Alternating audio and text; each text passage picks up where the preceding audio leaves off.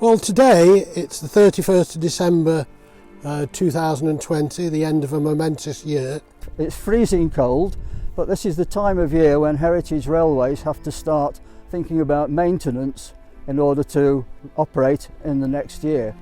In our case, we're going to do some track relaying and we're having rails delivered next week. The rails which we're going to lay have been financed by a grant from the National Lottery Heritage Fund, for which we're very, very grateful. Because they have financed the purchase of all the rail and sleepers that are coming to the railway to allow us to hopefully reopen to passenger traffic sometime in the spring of 2021.